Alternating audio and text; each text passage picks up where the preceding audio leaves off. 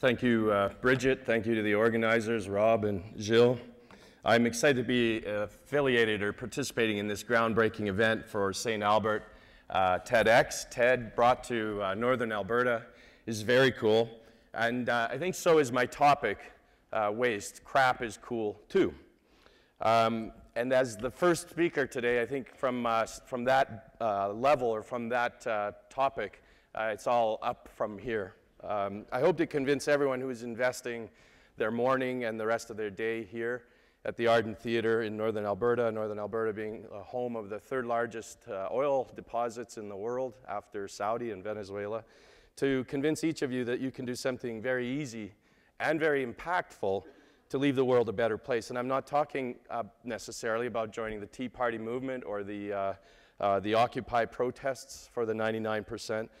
I'm talking about creating waste, creating energy from waste, and or at the very least possibly talking to your kids about doing so if it's not something that your stage or your appetite is in your comfort zone. So my one word for Dustin Hoffman in the Graduate movie from 1967, it would not have been plastics as the key to the future and a better world, it would have been crap.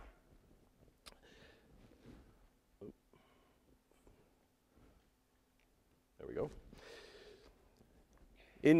When I was going through business school, I was on an exchange program to Indonesia, and I was in the middle of a jungle village where babies were being born, but not all of them were surviving, and this was a matter of routine course. In this case, the year was 1995. I was the spitting image of Alex P. Keaton at the time back at school, carrying the briefcase and so on a hard-charging plan to get my business degree ASAP, get out there, get into a company and make my mark on the world. But as an Alberta farm boy, I found myself, thanks to a fortuitous chain of events, digging water wells, planting coconuts, and harvesting rice in the middle of the jungles of Sumatra, and having my eyes open wide.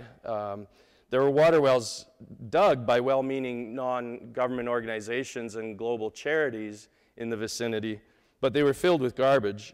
And yet the villagers had combined resources to buy a generator and to truck in diesel every so often to give themselves a little bit, not enough electricity, but a little bit for some of the basics, but not enough, obviously, to keep everybody healthy and to clean up all the drinking water.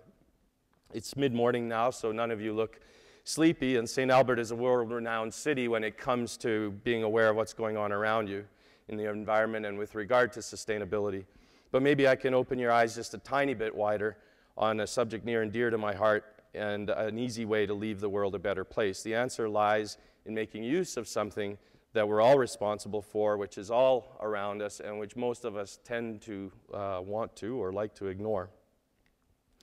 This is a brief talk about improving mankind in the world by engaging more with our crap, specifically creating energy from it. Energy is behind medicine and the spread of knowledge. Something has to power the internet and all those servers. Energy puts satellites into space. It also drives a whole bunch of entertainment. If you've ever been at a New York City nightclub, you know that that takes a lot of power. But it also powers the work of charities and the very feeding of the world. And we can get that energy, for the most part, in all kinds of conventional ways that Alberta is very familiar with, and also high-tech ways. Solar and wind tend to be the darlings of the media. They're, in my opinion, a little oversold, but they're definitely sexy and they're definitely clean on many measures. But there's a new nuclear, as I like to call it, in waste, and I want you to think about it. Why think about it? Because it's unconscionable that people of any age should be dying in their mother's arms for lack of sustainable, clean, renewable energy and everything that comes with it. The good news is that there is no silver bullet. That's good news because the silver buckshot and the basket of solutions available on smaller scales are more immediately and quickly and easily deployable. They're cheaper. And waste, as one part of the silver buckshot solution, is right under our noses. The bad news is that our noses don't like the stench and potential for disease and the uncoolness involved in handling waste. But crap is cool, and Chrapko has 3 thoughts about moving forward. Number 1 is measure it. Enough about GDP already. excuse me, like Lehman before the fall and other institutions, including now countries, tottering, what's going on gross domestic product is only half the story on the surface. And it's like the duck on the water, where furiously underneath a lot is going on.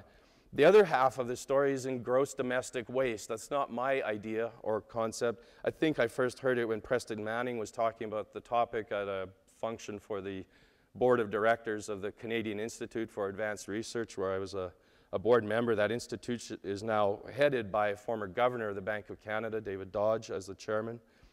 But there are very serious scientific ways and devices to measure not only gross domestic product, but gross national happiness. And you've maybe heard of the King of Bhutan, or the country of Bhutan, and now Nicolas Sarkozy saying that France should be developing the capacity to measure something like happiness at a macro level. If something that ephemeral is measurable, then so is the byproduct of product. It can't be that hard, folks. Just because we would prefer to ignore it doesn't mean it isn't there. And step number one is to measure it. A gross domestic waste measure should be probably simple to start with and evolve over time, precisely as did GDP. It doesn't have to be perfect right out of the gate. And we have an economist for a prime minister, of all things. So make your voice heard, possibly through your MP. And Canada can lead on gross domestic waste, where the tiny little country and its king of Bhutan led on gross domestic or gross national happiness. Number two is get at what's under your nose. Don't ignore it, or don't let your nose lead you in the other direction. By definition, waste tends to be produced when and where humans do their consuming. That's not really that mysterious. It's very expensive to move large volumes of anything. And so where you make something, you tend to make waste. More and more, mankind, as you know, is congregating in urban and municipal settings. There are direct consequences like landfill, and indirect consequences like the need for concentrated agriculture, food production, and processing. So whether you see it or not, or think very much after you've set your garbage out on the curb, waste is there. And thank you. Towns and cities like St. Albert, where you have a source-separated organics or a green box program, are already well ahead of many other municipalities and jurisdictions in the world. So in that way, I'm not telling you anything you don't already know. But because waste is distributed, it's also cheaper as a source of energy, in that it doesn't need these massive transmission and distribution lines to the same extent that producing energy in very, very large, concentrated and sometimes remote locations, or distant, where the wind resource might not happen to be where the people live, and so you need these huge T&D lines and all the controversy that goes around them. Where you're producing power on a distributed basis, you're already ahead of the game. So get at what's directly and indirectly under our noses and harness it, because A, it's there, and B, we put it there to begin with, so it's only fair. Number three, this comes more from some of my more recent work and traveling to and being in the third world, not only that exchange program that I mentioned in 1995, but help the third world get at waste, whether through money, time, or your physical presence. It's not possible for everyone, maybe in the form of technology that you have an influence on developing wherever it is you work. But let's address the third world issue, not only for ourselves because we can, but in the third world, because I would say as fellow human beings on this blue marble, we must. The third world doesn't have the abundance of infrastructure and things that we do, and they lack the energy required to undertake these solutions in the first place. By that I mean the electricity and the liquid fuel.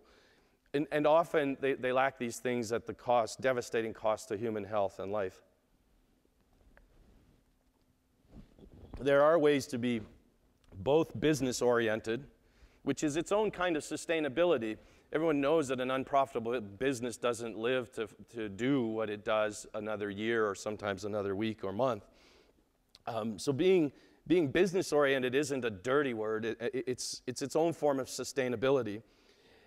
And if it's a business that's doing something with a philanthropic mission or something that has benefits to the human condition, I think that's a home run and a triple bottom line win: people, profit, planet.